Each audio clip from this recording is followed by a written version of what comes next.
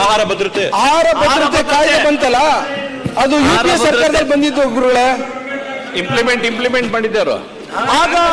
ಆಗ ನಿಮ್ಗೆ ಅಕ್ಕಿ ಇಲ್ದೇ ಇರೋದು ಏನ್ ಒಂದು ತಿಂಗಳಲ್ಲಿ ಭಾರತ್ ರೈಸ್ 29 ಅಂತ ಹೆಂಗ್ ಬಂತು? ನೀವು ಕರ್ನಾಟಕದಲ್ಲಿ 7 ಕೋಟಿ ಜನದಲ್ಲಿ ನಿಮ್ಗೂ ಅರ್ಧ ಓಟ್ ಹಾಕಿದ್ದಾರೆ, ನಮಗೂ ಅರ್ಧ ಜನ ಓಟ್ ಹಾಕಿದ್ದಾರೆ. ನಿಮ್ಗೆ ಯಾರು ತಿರಸ್ಕಾರ ಏನ್ ಮಾಡಿಲ್ಲ, ನಿಮ್ಗೂ 80 ಜನನ್ನ ಆಯ್ಕೆ ಮಾಡಿಕೊಟ್ಟಿದ್ದಾರೆ. ಇವತ್ತಿನ ದಿನ ಒಬ್ಬ ರಾಜ್ಯ ಸರ್ಕಾರದವರು ಅಕ್ಕಿನ ಕೊಡಬೇಕು ಅಂತ ಹೋದಂತ ಸಂದರ್ಭದಲ್ಲಿ ನಮ್ಮ ಹತ್ರ ಅಕ್ಕಿ ಇಲ್ಲ ಅಂತ ಹೇಳ್ತೀರಿ. 1 ತಿಂಗಳ ನಂತರ ಅಡ್ವರ್ಟೈಸ್ಮೆಂಟ್ ಕೊಡ್ಕೊಂಡು ಭಾರತ್ ರೈಸ್ 29 kg ಯಾರು ಬೇಕಾದ್ರೆ ತಗೋಬಹುದು ಅಂತ ಹೇಳ್ತೀರಲ್ಲ, ಎಷ್ಟು ಸರಿ ಅದು? ನಾವು 29 ಕೇಳಿರ್ಲಿಲ್ಲ, 34 ರೂಪಾಯಿ ಕೇಳಿದ್ದು. ನಿಮಗೆ ಹೆಸರು ಬೇಕು ಅಂತ ನೀವು ಮಾತ್ರ ಸಬ್ಸಿಡಿ ಮಾಡ್ತೀರಿ, ಉಚಿತವಾಗಿ ಕೊಡುವಂತ ಸರ್ಕಾರದ ಸ್ಕೀಮ್ಗಳಿಗೆ ಯಾವುದೇ ಕಾರಣಕ್ಕೂ ಸಹಕಾರ ಕೊಡಲ್ಲ ಅನ್ನೋ ನೋವು. ಇವತ್ತು ನಾವು ಎಪಿಎಲ್ ಕೊಡ್ತೀವಿ, 25 ರೂಪಾಯಿ ಕೆಜಿ ಕೊಡ್ತಾ ಇದೀವಿ ಎಪಿಎಲ್ ಅವ್ರಿಗೆ.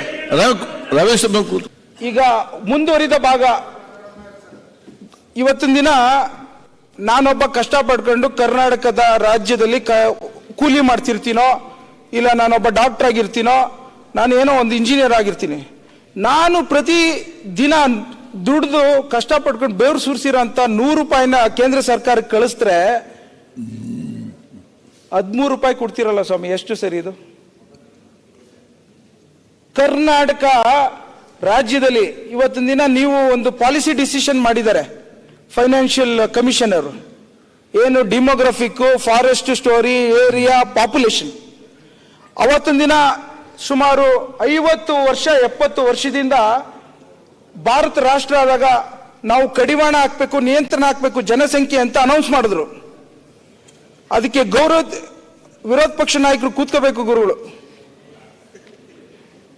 ಅವತ್ತು ಗೌರವಯುತವಾಗಿ ಈ ಒಂದು ಫ್ಯಾಮಿಲಿ ಪ್ಲಾನಿಂಗ್ ಗೌರವ ಕೊಟ್ಟಿರುವಂತದ್ದು ಕರ್ನಾಟಕ ರಾಜ್ಯದವರು. ಮಾನ್ಯ ಸಭಾಧ್ಯಕ್ಷರು, ಅವತ್ತು ಪಾಪ್ಯುಲೇಷನ್ ನಿಯಂತ್ರಣ ಮಾಡಿ ಇವತ್ತಿನ ದಿನ 7 ಕೋಟಿ ಒಳಗಡೆ ತರಿಸಿರುವಂತದ್ದು. ಉತ್ತರ ಪ್ರದೇಶರು ಅದ್ರ ಬಗ್ಗೆ ಯಾವುದು ಚಿಂತನೆ ಮಾಡದೇ ಇದ್ದರು, ಬಿಹಾರ್ ಅವರು ಅದ್ರ ಬಗ್ಗೆ ಚಿಂತನೆ ಮಾಡದೇ ಇದ್ದರು. ನಾವು ಪಾಪ್ಯುಲೇಷನ್ ನಿಯಂತ್ರಣ ಮಾಡಿರೋದು ತಪ್ಪೇ? ನಾನು ಕೇಳ್ತಿರೋಂಥದ್ದು ಬಿಜೆಪಿ ನಿಮ್ಗೆ ಏನು ಧ್ವನಿ ಇದೆ, ಇವತ್ತು ಅಧ್ಯಕ್ಷರು ಸಹ ಇದ್ದಾರೆ, ಎಲ್ಲ ನೋಡಿದೆ ಅವ್ರನ್ನ.